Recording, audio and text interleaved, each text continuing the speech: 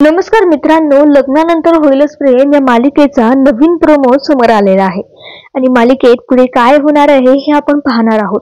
तर मित्रांनो, मालिकेत आजच्या भागामध्ये आपल्याला पाहायला मिळणार आहे की नंदिनी जीवासोबत घरी जात असताना ती वाटेत थांबते. ती जीवाला पाणीपुरी खाण्यासाठी घेऊन जाते.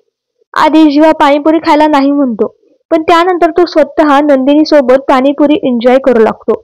तर इकडे वसू आत्या आज घरात लग्नाची पार्टी होणार आहे. यामध्ये मोठा धमाका होणार आहे. आज नंदिनीला माझं एक वेगळं रूप पाहायला मिळणार आहे, जे तिने याआधी कधीच पाहिलं नव्हतं, असं तिच्या बहिणीला सांगत असते. रम्याने सांगितल्याप्रमाणे काव्या आणि नंदिनीमध्ये भांडण लावायचा प्लॅन यांचा असतो.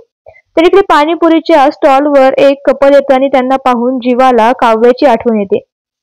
जीवाला अचानक राग येतो आणि तो एकावर एक तिखट पाणीपुरी खायला लागतो आणि त्यामुळे त्याला ठसका लागतो. तर इकडे पार्थ आणि काव्या घरी येतात. घराच्या सगळ्या लाईट्स बंद असतात. पार्थ आई बाबा म्हणून हाक मारतो, तितक्यात लाईट्स चालू होतात आणि काव्यासमोर लावलेले लग्नाचे फोटोज ती पाहते. सगळे येऊन त्या दोघांना विश करतात.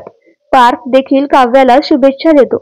तर इतक्यात जीवा देखील तिकडे येतो. हे सगळं काय चाललंय या विचारात काव्य आणि जीवा असतात. त्यानंतर काव्य रागात म्हणत असते की काय आहे हे सगळं, पार्थ तुम्हाला हे सगळं माहित होतं. तर इतक्यात मिथुन भाऊजी म्हणतात की या सगळ्या मागे नंदिनी ताईचा प्लॅन आहे. पण काव्या चिडलेली आहे आणि नंदिनी म्हणते की मी फक्त वाढदिवस आहे हे सांगितले. तर मालिनी म्हणते की हे सगळं वसू आत्यानेच आपल्याला सरप्राईज दिलंय.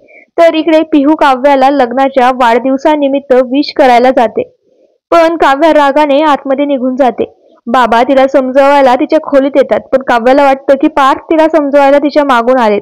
तर ती रागाने पार्थ समजून बाबांना उशी फेकून मारते.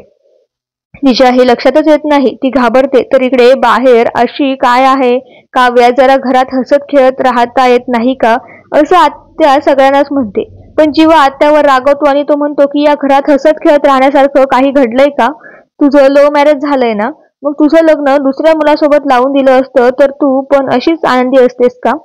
यानंतर जेव्हा सगळ्यांना जेव्हा बोलू लागतो आणि म्हणतो की आता जरा कुठे आम्ही नॉर्मल वागलो तर तुमचा हा अति उत्साह येतो आणि आम्हाला मागे खेचतो. जीवा मालिनीवर खूप चिडून बोलत असतो. घरातील संपूर्ण वातावरण खराब होतं. त्यामुळे या मालिकेच्या येणाऱ्या पुढील भागात आपल्याला पाहायला मिळणार आहे की जीवाचं असं उद्धट बोलणं ऐकून मालिनी जीवावर ओरडते की काव्य असं वागणार हे आम्हाला माहित होतं, पण तुझं काय चाललंय, तू का असं बोलतोयस, तू का असं वागतोय? तर इकडे बाबा जे असतात ते काव्याला समजून सांगत असतात की बाळा, हे असं वागायचं नसतं.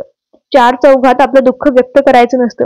आपलं दुःख आपल्या मनामध्ये ठेवायचं असतं आणि जगासमोर आनंदी राहायचं असतं. नाहीतर दुःख व्यक्त केलं तर लोक त्याची खिल्ली उडवतात.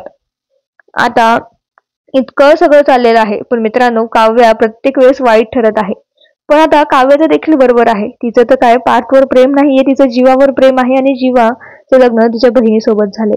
त्यामुळे मित्रांनो आता पुढे काय होईल हे सगळं पाहणं रंजक असणार आहे. पण तुम्हाला मालिका आवडते का हे आम्हाला कमेंटमध्ये कळवायला विसरू नका. धन्यवाद.